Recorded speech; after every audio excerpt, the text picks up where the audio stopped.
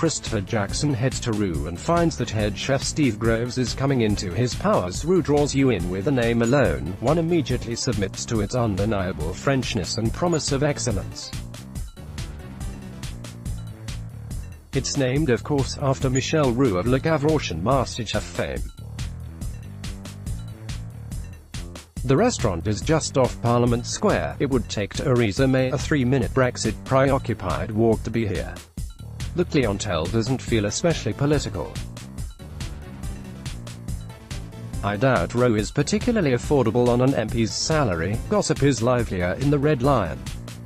The interior is a little dispiriting. There is a green stick man exit sign ahead as you enter, which gives the entrance hall a community hospital aesthetic. In fact, Roux is located anomalously within the Royal Institution of Chartered Surveyors.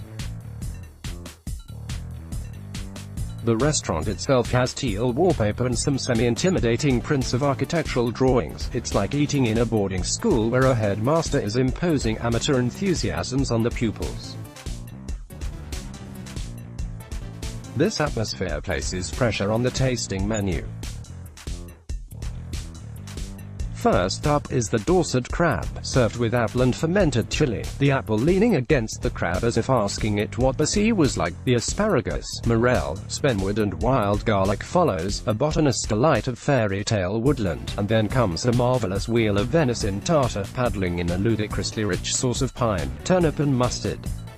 In spite of the slight lack of atmospherics, the opulent menu accrues like a condensed life of Louis XIV. The Test Valley trout, a slightly burned slice of Romsey, comes next and is served with leek, pine nuts and chervil. The dry-aged duck is joined to a powdery explosion of beetroot, chicory and Yukon potato. In and out of this swerved various wines. The Domaine Gavotti Cuvée Clarendon, a particularly loving accompaniment to the trout. At Roux, the food has to work hard to apologize for the de acute COR. But it must also be said that Steve Groves, the head chef here since 2014, has created a superbly elaborate apology. This is, all in all, a magnificent place. I expect that pretty soon, the political classes shall drift from Westminster to here. If I were the Prime Minister, I'd eat here every night. But then, if I were a Prime Minister trying to deliver Brexit, I'd be so depressed I'd need a drink or two as well.